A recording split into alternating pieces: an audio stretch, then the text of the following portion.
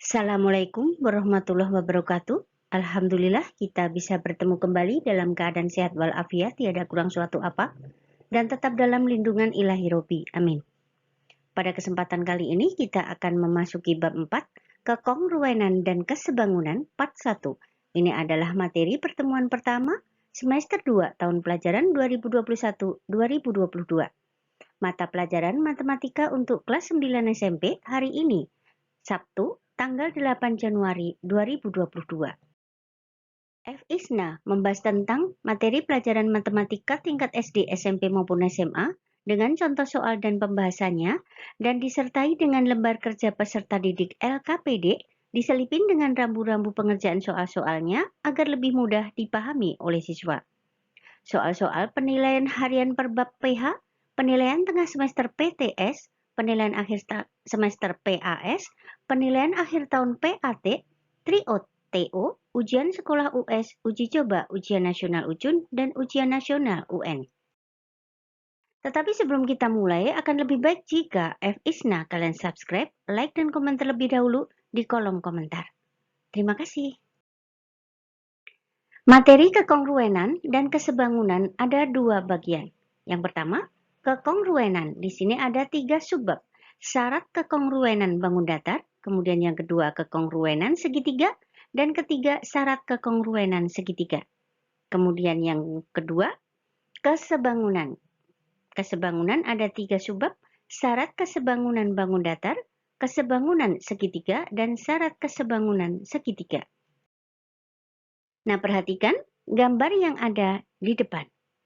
Selidiki, apakah bangun ini kongruen? Ini adalah menara Pisa. Oke, silahkan cek, apakah dia kongruen? Nah, kalian masih ingat ini? Kekongruenan bangun datar. Nah, manakah di antara gambar berikut yang kongruen? A dengan siapa dan seterusnya. Kemudian kalian masih ingat yang nomor 2? Manakah di antara gambar berikut yang kongruen? Oke, ingat ya. Oke, kita masuk ke bagian A, kekongruenan.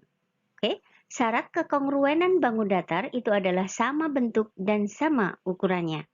Kemudian kekongruenan segitiga, syarat 2 segitiga yang disebut kongruen itu 1. Sudut-sudut yang bersesuaian sama besar, dan yang kedua, sisi-sisi yang bersesuaian sama panjang. Coba di sini kekongruen itu adalah sisi-sisi yang bersesuaian sama panjang dan sudut-sudut yang bersesuaian sama besar. Coba kita bahas satu persatu. Berarti kalau sisi yang bersesuaian sama panjang, misalkan A, B sama dengan A aksen, B aksen. Kemudian AD sama dengan A aksen, D aksen. Kemudian BC sama dengan B aksen, C aksen, dan CD sama dengan C aksen, D aksen. Nah, kemudian sudut-sudut yang bersesuaian sama besar itu maksudnya sudut A sama dengan sudut A aksen, sudut B sama dengan sudut B aksen, dan sudut C sama dengan sudut C aksen, dan sudut D sama dengan sudut D aksen. Oke, perhatikan ini yang lebih jelas lagi. Ada 2 trapesium ABCD kongruen dengan trapesium JKLM. Nah, di sini sisi AB dan sisi JK itu yang disebut sisi yang bersesuaian. Kemudian sudut D sama dengan sudut M itu juga disebut sudut yang bersesuaian. Kalian bisa mencari sudut yang mana saja yang bersesuaian dan sisi yang mana saja yang bersesuaian. Oke? Nah, di sini ada syarat kekongruenan pada segitiga. Unsur-unsur yang diketahui pada segitiga bisa sisi yang bersesuaian sama panjang. Ini disingkat dengan SSS. Ketiga sisinya yang bersesuaian sama panjang. Kemudian yang kedua, 2 sisi yang bersesuaian sama panjang dan 1 sudut yang diapit oleh kedua sisi tersebut sama besar. Bisa disingkat dengan SSDS. Nah, ini berarti kongruen. Kemudian yang ketiga, 2 sudut yang bersesuaian sama besar dan 1 sisi yang bersesuaian sama panjang. Kalau syarat yang kekongruenan ini dipenuhi, itu berarti bisa ditulis dengan SD, S, SD, atau bisa jadi dengan SD, SD, S. Itu maksudnya sudut-sudut sisi. Oke? Coba contoh soal nomor 1. Perhatikan gambar jajar genjang ABCD yang diagonalnya berpotongan di tengah di titik S. Nah, pasangan segitiga yang kongruen dari gambar di bawah jajar genjang ABCD berikut adalah, nah, kalian perhatikan apakah segitiga ADS dengan SDC itu adalah kongruen, ataukah ADS dengan ABS, atau ABD dengan CDB, atau ABD dengan ABC. Oke? Perhatikan pembahasannya. Pasangan-pasangan segitiga yang kongruen adalah pada jajar genjang ABCD tersebut adalah nomor 1. Segitiga ADS dengan segitiga BCS. Yang kedua, segitiga ABS dan segitiga CDS. Yang ketiga, segitiga ABD dan segitiga BCD. Yang keempat, segitiga ACD dan segitiga ABC. Jadi jawabannya adalah P. C segitiga ABD dan segitiga BCD. Itulah yang kongruen. Oke, kita lanjut contoh soal nomor 2. Perhatikan gambar segitiga berikut. Segitiga ABC siku-siku di A kongruen dengan segitiga PQR siku-siku di Q. Nah, jika panjang BC sama dengan 10 cm dan QR sama dengan 8 cm, maka luas segitiga PQR adalah apakah 24, apakah 40, atau 48, atau 80? Oke. Pembahasannya, dari keterangan di atas diperoleh sebagai berikut. Panjang sisi PR sama dengan BC sama dengan 10 cm, kemudian QR sama dengan 8 cm. Dan karena segitiga ABC dan segitiga PQR itu adalah siku-siku, maka berlaku teorema Pythagoras. Yang bisa PQ kuadrat sama dengan PR kuadrat dikurangi QR kuadrat. Atau boleh ditulis PQ sama dengan akar dari PR kuadrat dikurangi QR kuadrat. Boleh pakai yang akar, boleh pakai yang kuadrat. Kalau PQ kuadrat sama dengan PR kuadrat, PR-nya diganti 10 kuadrat. Kemudian QR-nya berarti 8 kuadrat, 100 dikurangi 64 sama dengan 36. Maka PQ-nya sama dengan akar dari 36 sama dengan 6. Nah, jadi luas segitiga PQR adalah setengah kali alas kali tinggi, atau luas segitiga PQR sama dengan setengah kali PQ dikali QR sama dengan setengah kali 8 kali 6 sama dengan 24 cm persegi. Oke. Kemudian contoh soal yang nomor 3. Nah, perhatikan pada gambar di bawah, segitiga ABC kongruen dengan segitiga PQR. Yang ABC siku-siku di B dan yang PQR siku-siku di Q. Nah, pernyataan yang benar di bawah ini adalah apakah A, B, C, atau D. Berarti kita, karena segitiganya kongruen, berarti kalian bisa jadi nulis PQ-nya berapa, QR-nya berapa, dan PR-nya berapa. Ini gampang banget. Dengan pembahasannya, diketahui segitiga ABC kongruen dengan segitiga DEF, maka diperoleh panjang sisi AC sama dengan sisi DF sama dengan 9 cm. Nah, kemudian sudut A sama dengan sudut F, maka panjang sisi AB sama dengan sisi FE sama dengan 12 cm. Dan panjang sisi BC sama dengan sisi DE sama dengan 16 cm. Kemudian contoh soal nomor 4.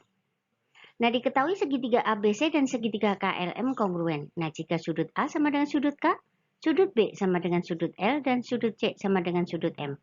Maka, yang bukan merupakan pasangan sisi yang sama panjang adalah apakah AC sama dengan KM, atau AB sama dengan KL, BC sama dengan LM, ataukah BC sama dengan KM. Oke, pembahasannya, kalian gambar dulu segitiga ABC yang kongruen dengan segitiga KLM. Oke, berarti di sini sisi yang sama panjang itu adalah sisi AC sama dengan KM. Kemudian sisi AB sama dengan KL dan sisi BC sama dengan LM. Oke, berarti kalian bisa menjawab mana pasangan sisi yang tidak sama panjang. Nah, sampai kita di LKPD 1 kekongruenan. Oke, soal nomor 1. Perhatikan gambar berikut segitiga PQR sama kaki. Nah, jika garis PT adalah garis bagi sudut P dan QS garis bagi sudut Q, maka segitiga yang kongruen ada berapa pasang pada segitiga PQR tersebut? Apakah 2 pasang, atau 3 pasang, atau 4 pasang, atau 5 pasang? Kalian cari mana segitiga yang kongruen dengan siapa. Nanti ada berapa pasangnya. Oke. Kemudian soal nomor 2. Segitiga PQR kongruen dengan segitiga KLM. Jika sisi PQ sama dengan ML dan sisi PR sama dengan sisi KM, maka pasangan sudut yang sama besar adalah apakah A, B, C, atau D? Kalian gambar dulu segitiga PQR, kemudian segitiga KLM, kalian samakan sisi PQ sama dengan ML dan sisi PR sama dengan KM. Nanti akan kelihatan sudut mana yang besarnya sama. Oke? Soal nomor 3. Segitiga ABC siku-siku di B kongruen dengan segitiga PQR siku-siku di P.